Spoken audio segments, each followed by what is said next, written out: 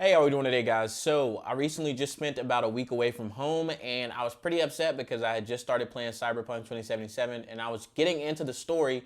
So I started looking at game streaming to see if there was an option, something I could do while I was away from home to actually play Cyberpunk while I was gone. So I went ahead and looked at Google Stadia, I looked at Nvidia Geforce Now and Xbox Game Pass, just because I wanted something to play that wasn't like a handheld game or a game that's on my phone. And I used them all for about 2 weeks now, and I want to let you guys know what I think about them and if they're worth your time or your money.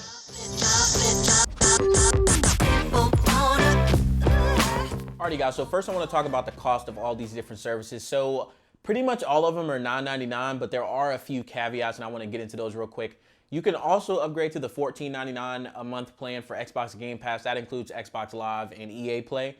I was already paying for that, so to me, Xbox Game Pass just seemed like the most viable option. Even though it doesn't have Cyberpunk, it was still an option to play other games that were full games when I'm away from the house and when I don't have my computer. GeForce Now is sold out of all of their monthly memberships.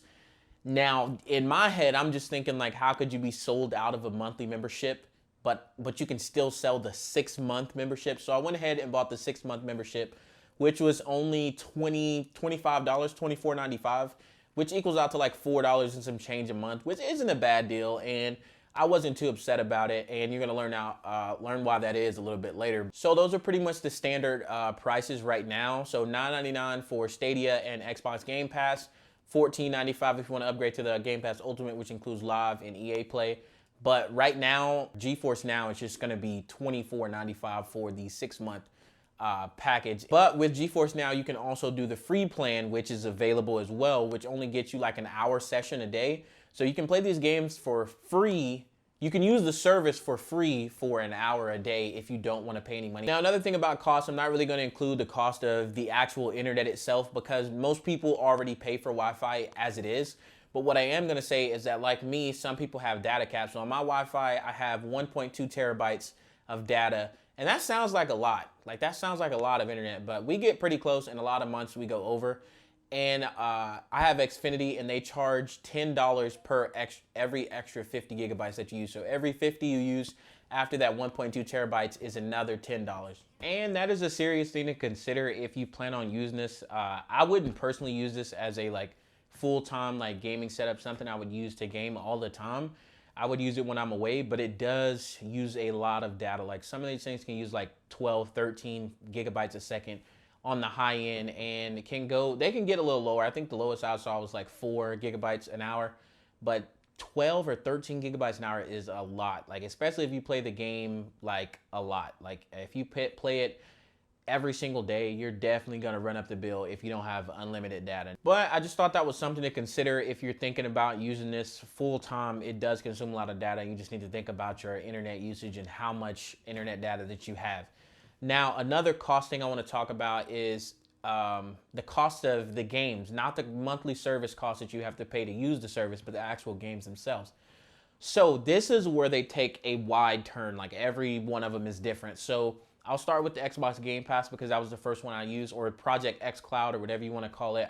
They don't even really know what they want to call it right now. So it pretty much just runs through the Xbox Game Pass app on your computer or on your phone, and that is what you would use to stream their games. Now, all of the games that are on the Game Pass are free. Like, everything. I don't know if there's an option to like buy extra games, but pretty much all the games they have on there are free. Now, these games could be Gears of War 5. You can play Injustice, you can play, or not Injustice, you can play Dishonored, you can play Destiny 2. There's tons of games on the Game Pass, and they're pretty much all free besides the monthly service cost. So they're included with the monthly service cost that you pay for Game Pass. Now, moving on to Stadia, they do have a couple of free games. I know Destiny 2 is free on there, as far as free can go with all of the expansions that Destiny has, but you do get the base game for free, and then there's a few like games they developed in-house, and Stadia recently just closed down their in-house developing studio, so they won't be making any more games for Stadia themselves, but I'm pretty sure they can still get other companies' games and stuff like that onto the platform. They just won't be doing it themselves. But you pay $9.95 plus the cost of any other game that you want to play So Watch Dogs Legion was on sale for 30 bucks, and on your first game on Stadia, you get 10 bucks off. Like, I've watched a lot of reviews saying that Cyberpunk runs really smooth on Stadia. It's actually a good platform to play that game on. But I didn't want to pay another $60 after I had already bought it on PC, and I can't transfer my saves. So that was a big issue to me, having to pay for all of these games. And that's not really a huge issue, especially if you plan on using this as your dedicated gaming platform. But for me, I plan on using my PC as my main platform, so I didn't really want to pay double for every single game. I wish there was a way to transfer it. So keep that in mind if you want to go the Stadia route. You're going to have to pay for more games. You can't transfer your saves, at least not on Cyberpunk that I've seen. Now, on Destiny, I know I could transfer my Bungie account onto my Stadia account and play and continue my game just like that, but not with Cyberpunk. They may do some type of update in the future, but as it is, that's just how it is right now. Now, the last one I want to talk about, and my favorite as far as the cost goes, is GeForce Now. So GeForce Now pretty much links to your Steam account, GOG account, any launcher you have, Epic Games, Respawn, EA, any launcher you have. It'll just link your GeForce account to your Steam account or all those other accounts, and you can pretty much play all the games you already own on PC, and it's already connected to your account. So if it's saved on your Steam, on your GOG, or whatever you play on, it's going to continue your save, and you don't have to pay for an extra game. You just have to pay that, like I said, $25 for 6 months, which equals out to $4 and some change, which isn't bad at all, in my honest opinion.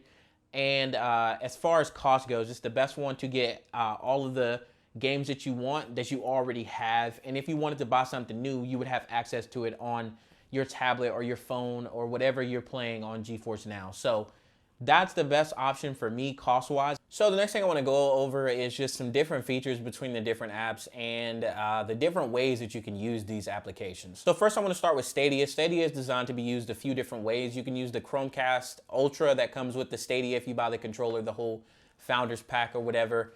You can also do it through a Chrome browser, or you can do it through the Stadia app on your phone or your tablet. And next on to the Project X Cloud or Xbox Game Pass. You can pretty much do that on your PC through the Game Pass app or through the apps that you can get on your phone in the Android or iOS store. I'm not sure if it's on iOS, actually. I'm not entirely sure. Android for sure, it's there, but yeah, you can just download the Xbox Game Pass app and you can stream all the games. And it's really seamless. You just log into your Xbox account. It's simple as that. And the same thing for GeForce Now. You can download the app on your phone or tablet, or you can download the PC app. So the next thing I want to talk about, and the most important thing in this entire video, is the performance. And I gotta say though, I was surprised at the different types of performance you could get through these different game streaming services, and a little let down too at the same time. So to start off, I do want to say I didn't buy the Stadia, so pretty much I used it through a Chrome. I didn't buy the Chromecast Ultra, so pretty much I used it through Chrome browser and application, and the same deal with all the other programs that I use. And I want to say the one thing that remains constant through all of these is that the performance is much better when you're playing it on a PC or through the Chrome browser compared to a phone or a tablet. Now, Stadia, I know for sure, is still in testing on the tablets. It's not 100% yet. I believe it's still in beta. So I guess I'll cut them just a little bit of slack, but you're going to find out in a second just what I thought of them anyway. So in spite of me saying that Stadia is in beta, as far as visuals and performance and the least amount of input lag and latency, is Stadia. Like, Stadia has the best performance, the least input lag. Input lag is the main issue with all of these. The compression and the pixelated view. You get none of these services, as far as I've used them, even when I use them on the PC, aren't like crystal clear. They're not a one-to-one experience. They're not going to be like you're actually playing it on a console or playing it on your PC. There's going to be some, even when you increase the bit rate all the way on like GeForce, it doesn't give it that amazing feeling. Now on GeForce, since it is just like a cloud-based PC, you can change all of the settings. I literally turned everything up to Ultra and RTX on and everything. And it just left a lot to be desired. Like, even with all of those settings maxed out, my computer at medium settings still looks better. It just looks much better on the actual PC, just because I don't know exactly what's going on. And I have pretty fast internet. When I was gone away, I didn't have the fastest internet, so I got to try it on different levels of speed, as far as speed and latency goes. So at home, I have 600 megabits a second, and my latency is pretty low. And I'm like right at 12 milliseconds when I'm at home. Sometimes it's lower than that, sometimes it's higher than that, but that's about like the standard I get, especially when I run speed tests and stuff. Now, I realized that unless the internet was super slow, there wasn't a big difference in the playability. They pretty much played all the same from 25 megabits a second to 600 megabits a second. They pretty much, like, I would say that at 25 megabits a second, you can't like increase the bit rate like an enormous amount, but on the other ones, you can pretty much max it out, and I still didn't notice a huge difference. Now, that was an issue to me. I didn't really like the way it looked. Now, I got to play the game, and that was fun, and not having to have my whole PC or a console. I could just start up my tablet. And, you know, you got to make some compromises, but to me, if you want to use this as a full, like, gaming setup, that's not going to work. Not for me, at least. Now, besides that, I feel like I could get past that.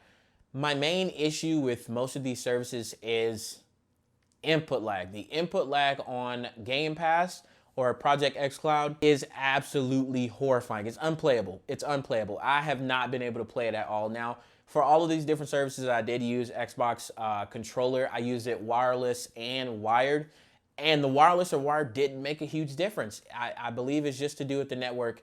That's pretty much where all the input lag is coming from. Now, I pretty much feel like like I said earlier, as far as input lag and just visuals go, the performance overall, Stadia does better than both of the other services, but Xbox Game Pass has definitely got to be the worst. I see now why I don't have to pay an extra cost, because it definitely needs a lot of work. The input lag is absolutely terrible. I tried Gears 5, I tried Dishonored. The input lag is just unplayable to me. It's like you move the stick and then you move like a whole second later. It was just uncomfortable and I didn't really like it. As far as performance goes, Stadia is definitely the winner there. Like hands down. None of them really perform exactly how I like, and there's still even some input lag on Stadia, but it's definitely the most playable and enjoyable out of the three. Geforce comes in a close second. I feel like Geforce does it pretty good, and it's pretty much as smooth as Stadia, but there's a lot of like hiccups. I get random spikes, random moments at a lot of different times when I'm using Geforce. Now, it's not super frequent, but it's frequent enough to notice. And Stadia pretty much does a good job of just riding the wave and keeping it pretty stable throughout the whole experience. So obviously, I think that all of the services need more work. And I definitely think that this type of gaming service is definitely viable for some people or for certain situations. Like when I'm going on a trip and I don't have anything else, this is the perfect solution, especially if I want to continue a game I was playing at home. That's easy, it's perfect. It's definitely preferable to me over playing phone games. But with all of the increased input lag and the cost of the service and the sheer amount of data that this type of service consumes, I wouldn't recommend this right now as a full-time gaming alternative, or, you know, something you can use in your living room while your PC's in here. I wouldn't really recommend it. I would use it for like certain situations where you have nothing else. It's pretty much the bottom of the bar for me right now. But it does have its purposes, like continuing Cyberpunk 2077 when you're away from home and you know you're gonna miss it. So you just deal with the hiccups and you deal with the latency and you deal with the cost, you know what I'm saying? But overall, I wouldn't recommend it over, you know, just getting like a small laptop or something like that that can game on the go when you're not at home. Alrighty guys, so that does mark the end of the video. If you guys enjoyed, please leave a thumbs up. If you have any questions, make sure you comment down below. And like I said in the beginning, if you have any opinions that differ from mine, or you may have some tips to help me get better performance out of these different streaming services, let me know.